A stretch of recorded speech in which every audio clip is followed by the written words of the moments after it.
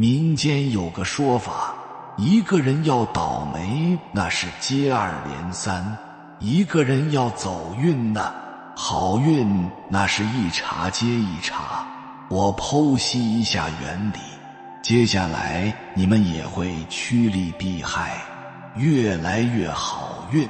宇宙是充斥着能量的，世间万物包括人，它都有能量，我们看不见摸不着，但可以被显化。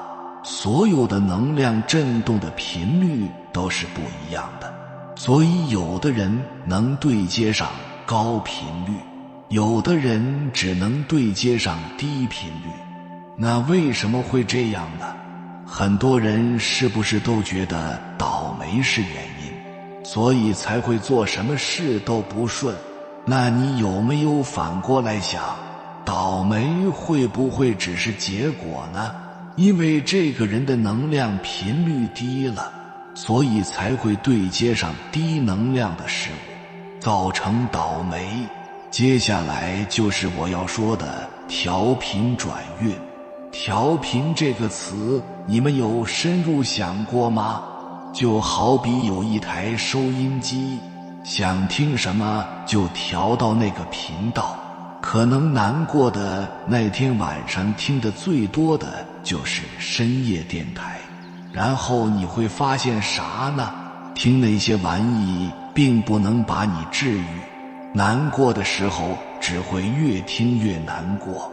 当有一天无意间掉到了一个氛围很嗨的单口相声频道，里面在讲一些笑话，突然那个段子就把你给逗笑了。有一个很有感触的故事，女人在给男人洗衣服的时候忘记掏口袋，把他的表一起洗了，男人很生气。去上班的路上在想着这件事，就跟别的车辆刮擦了，迟到被老板批评，他越想越恼火，一个电话打回家，对着女人就是一顿指责，觉得一切不顺的源头就是早上被女人洗掉的那块手表。女人也越想越生气，刚好这时候孩子端着一杯果汁过来，想找妈妈玩。这个时候他只想安静，起身让开的瞬间，手臂撞到了孩子的杯子上，果汁把他新买的裙子染上了颜色。他生气地训斥了孩子，孩子很委屈，也很郁闷，于是出门去找其他小伙伴玩。刚推开门，发现一条小狗挡在门口。平时看着可爱的小狗，这个时候怎么会那么碍眼呢？他烦躁的一脚踢到了小狗的肚子上，小狗疼得汪汪直叫，跑开了。坏情绪就像打开了潘多拉盒子，也像被推翻了多米诺骨牌，到最后全军覆没。所以难过不顺，低频率的时候要赶紧停下脚步，千万不要一头刚进去了。这个时候需要复盘问题出在哪儿，怎么解决，经验教训是什么，这才是重点。但大部分的做法是带着情绪去做事，这个时候你的能量场是混乱的，负面的。在这样的情况下，你对接上的就是低频率的事物，后果可想而知。假如运气是一种气，那它可能就是一种能量波，一种高频率的能量波，而它的秘密就是能量共振。你看那些运气好的人做事如有神助，要什么来什么，这不是什么神通，只是他自身的频率进入了宇宙高维频率的节奏。根据霍金斯能量理论等级图，我们可以推测出正能量的、美好的事物能量频率都很高，而宇宙万物的节奏会向那个频率最高、最强的频率去靠近。比如说，等红绿灯时，所有的汽车转向灯21秒后会以同一频率闪烁，在持续鼓掌的会场，7秒后所有的掌声会汇成同一个节奏。甚至住在一个宿舍的女生，在几个月后就形成了同一个生理周期。包括我之前视频举例的钟摆现象，仿佛冥冥中有一股看不见的神秘力量，指挥着万物形成同步的秩序。所以改变运气其实就是改变我们自身的频率，让自己与美好的事物同频共振。而当我们的心能够静定下来，那我们就能够接近了这个最本源的频率，就可能会和这个频率产生同频共振，并获得它的加持。也就是说，因为万物都会向强大的频率看齐，就像当你从城市来到大自然，看到美丽的风景，你会感到心情愉悦。你愉悦是因为大自然本身就是愉悦宁静的，你的频率向大自然靠齐了。从科幻角度，就是说你自身频率磁场受到了大自然的频率干涉，从而你就很容易进入大自然的节奏，并带来正能量的反馈。所以你工作的时候为什么充满力气，随时要发飙？因为你的频率和当时的环境同步了。所以当人们还处在被大脑意识控制的层面，就非常容易被比它强大的各种频率所影响。但只要我们安住于自己的觉知中，关停大脑，保持临在，那我们就可能会进入那个比大脑意识更深层的自由意识。在那里，你就是宇宙的频率，没有什么比这个更强大、更本源的存在了。不管你走到哪里，万物都向你看齐，你与万物融为一体，你就像一个吉祥物。你往餐厅里一坐，陆陆续续餐厅就坐满了人，遇到危险也总能逢凶化吉。所做的选择，回过头看，一切都是最好的安排。你的愿望总是会以意想不到的方式实现，这就是你内在本自具足的本源，就是运气的密码。所以提升我们的内在频率从自己做起，只要你自己开始提升，开始修，慢慢就会影响周围所有人。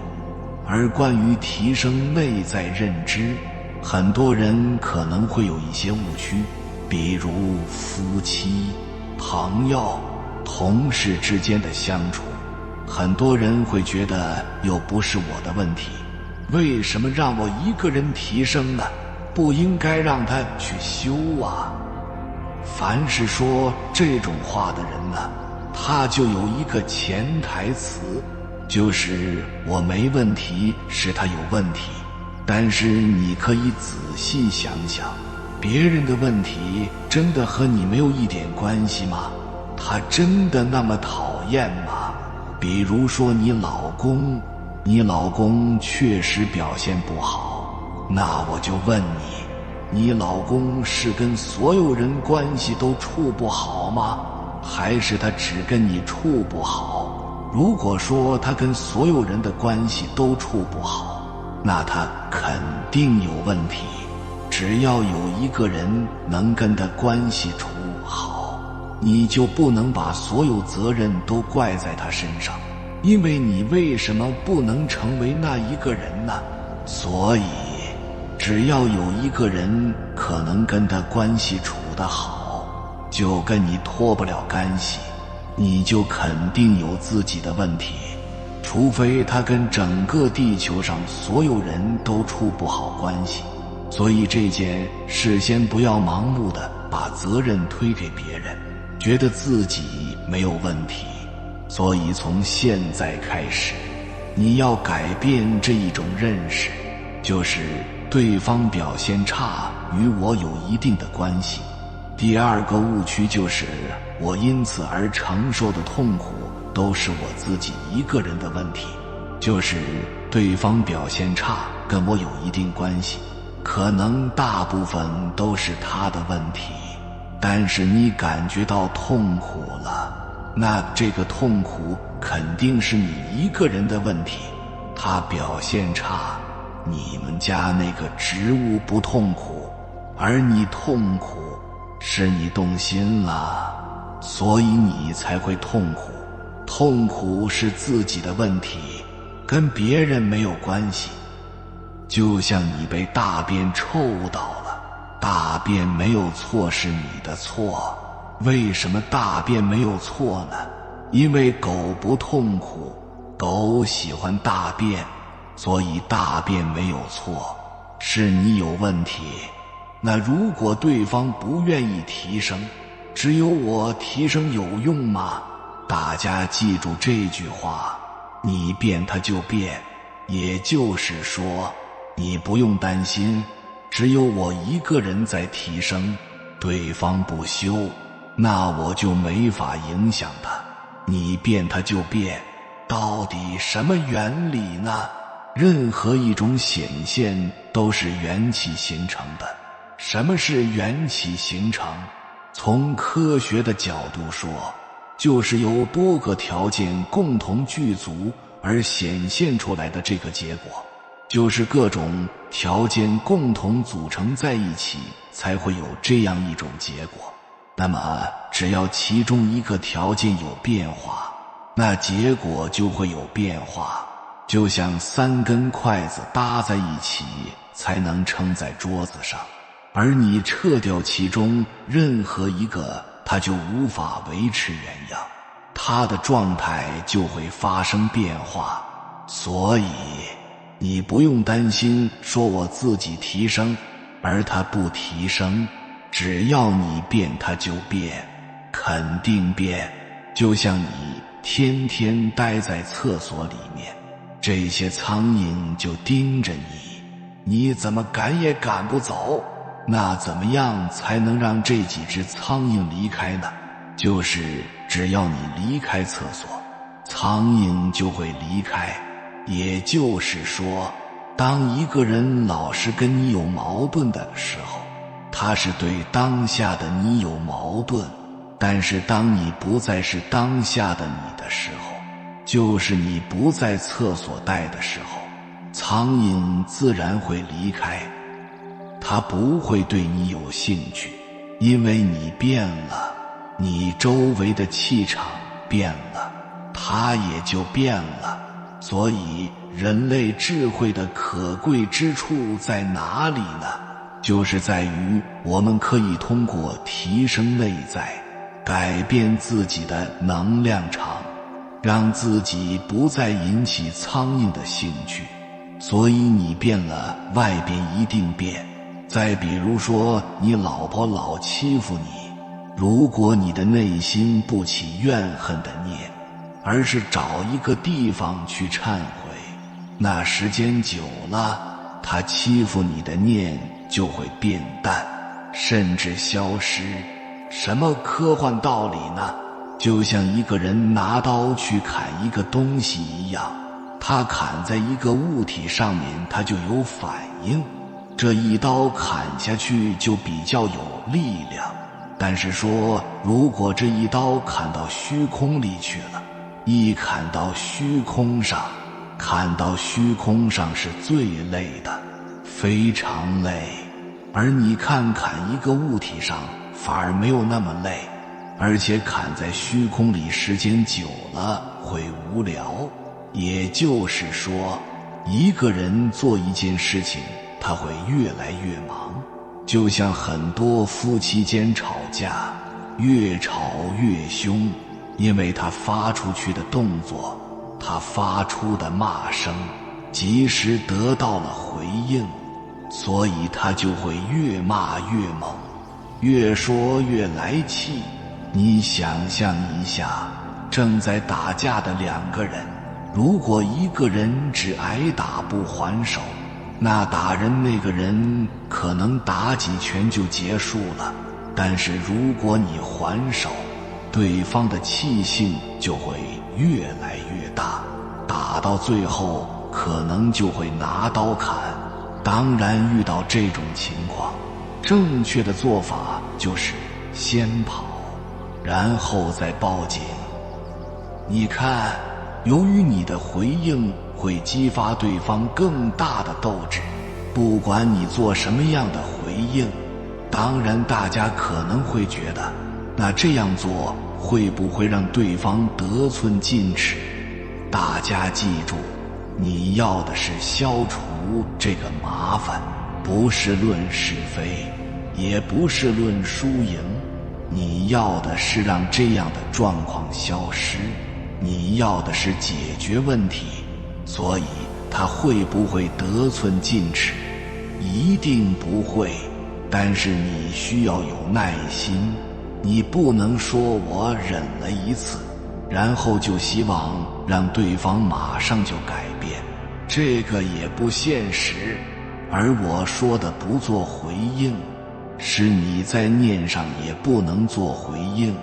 你不能说表面上我没有还嘴，我也没有还手，但是我在念上，我起心动念上，我恨他、怨他、咒骂他，这个念没有停，这个也叫有回应。而且你这种回应的磁场，它是能感觉得到的，这就是能量波。你的能量波发了出去之后，在他心里是自然会对他的内心产生干涉，产生影响，他对你的这种嗔恨念就不会停止。所以我说的不回应，是连念上都不要有回应。你要有一种认知，就是我跟他不是论输赢，也不是论是非。如果你是论输赢论是非，那你还提升妹在认知干啥呀？你赶紧散伙算了，不跟你过了不就行了吗？我们要的是解决问题，但如果我们这种认知不改变，我们跟谁都论是非，都论输赢，那就算我们离家出走了，换一个家庭里也会遇到这样的问题，或者在任何一个公司或组织里面也会遇到类似同样的问题。所以我们的家庭里面，我们要的是熄灭战火。你一旦组成一个家庭，不是说你想离家出走就能离家出走的，家庭关系很复杂的，家庭里面有很多我们割舍不了的东西，比如说有孩子，这不是你说割舍就能割舍的。如果要消灭这种不良的家庭关系，最好的方式当然是两个人一起提升自己，这是最好的。但是如果对方不愿意提升，那你先提升，你就会能改变他，能影响他。大家注意，一定能够影响他，就是只要你修，就一定能够影响他。为什么呢？就像我前面所说的那个钟摆原理一样，一开始大家心念不齐，杂乱无章，你可以把它理解为有人想提升自己，有人不愿意提升。为什么一个提升内在的人可以带动其他人？因为提升内在的人，由于他是在寻找内在本源的频率，他在不断调整和提升自己的频率，所以他的频率一定高，能量一定强，他是最强的一个。所以当你提升，当你的能量越来越强的时候，所有人都会向你靠近，他以你的频率为标准，他会极力地向你靠近。你可能无法把它带得跟你一样大，但是随着时间的推移，它就会越来越靠近你，越来越靠近你，就会产生同频共振。这就是念跟念的相互干涉。当然最大频率的那个是产生最大影响的那一个。所以只要你自己开始提升内在认知，只要你是精进的，只要你是认真的，一定有办法通过你的表现带动着你们另外一个人的提升，然后你们两个人一定会影响周围更多的人，而且这个过程不需要很久，只要你有变化，那周围一定会有变化。所以事物之间它是相互影响的。但是大家想一想，如果他是嗔恨的，他是怨恨的，你也是嗔恨的，你也是怨恨的，你们也会同频共振，那这个破坏力对家庭的破坏力也会非常非常的大。你只要你开始提升，哪怕提升的不怎么样也会有影响。所以当你的频率越来越高，共振出的结果也会越来越好，运气自然也会越来越好。现代科学也证明了运气确实是存在的，并不是绝大多数人认为是娘胎里带的。咱们用科学的办法养成好运体质，科学怎么证明运气这么玄幻的东西是真实存在的呢？英国心理学家理查德·怀斯曼做了一次运气的实验，他招募了大量的实验者。做之前，他会询问每一位实验者觉得自己运气好不好，并记录下来。具体测试要求如下：受试者在街上的一个特定的咖啡店里去买一杯咖啡来喝，而在此之前，研究人员已经放了一些钱丢在了测试者的必经之路上，并且又特意安排了一名商人坐在咖啡店里。这时候认为自己运气好的人几乎都能够捡到钱，而且还能在等待咖啡的空当和商人愉快地闲聊几句。而另一些平时认为自己运气不太好的人，几乎没有人看到地上的钱，更没有人和那位商人搭讪，也不会和任何人进行攀谈。实验团队把运气好和运气差的两组人进行了分类，查看每个人开始之前的调查问卷。这两种人开始之前就十分明确了自己的运气好坏，实验团队就十分疑惑，运气到底是因为什么形成的呢？于是把这两组人进行了长期的深入研究，性格、年龄、出生、学习、家庭、工作、朋友等等等，终于解开了运气的秘密。运气呢，先天占了6成，后天占了4成，哪怕你只占了1成运气，都可以让你过得顺风顺水。那如何用科学的办法占到那4成呢？具体怎么操作呢？有3点，最后一点非常重要。第一点，通过研究，运气好的人全部积极开朗，心态乐观，长期保持积极阳光的状态，具有很好的人缘，朋友也多，优先享受资源的待遇。你如果性格内向，不善于表达，没办法形成这样的人，那就放下面子，与这样的人多接触。他们属于高频能量，接触能力会增加你的运气。第二点，脱离常规。运气好的人通常具有善于观察和发现新鲜事物的能力。不要墨守成规，不要排斥新的东西。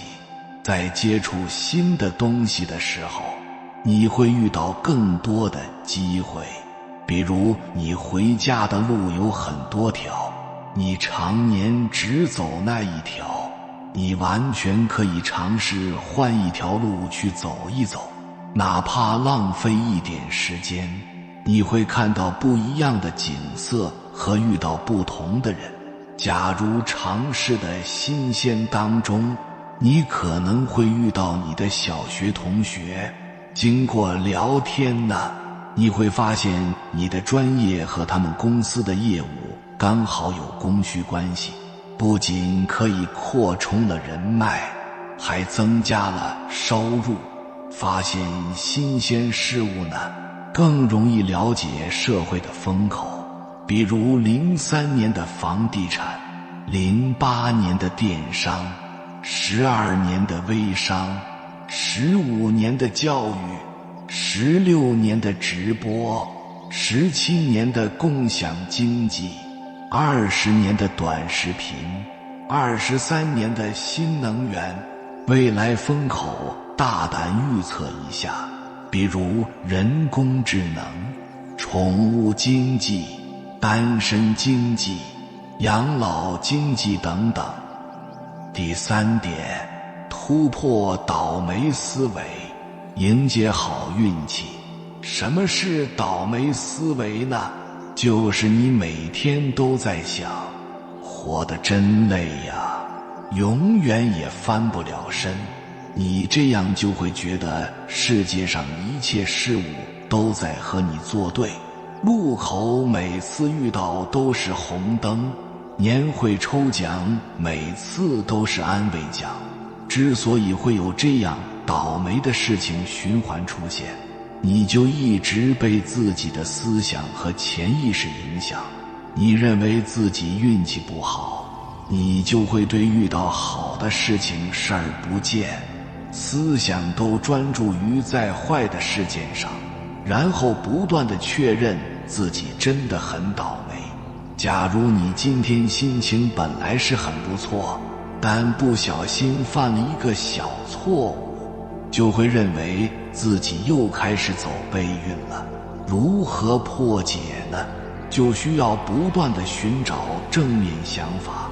比如孩子把碗打碎了，菜洒了一地，要告诉自己孩子已经很棒了，可以帮自己做事儿了。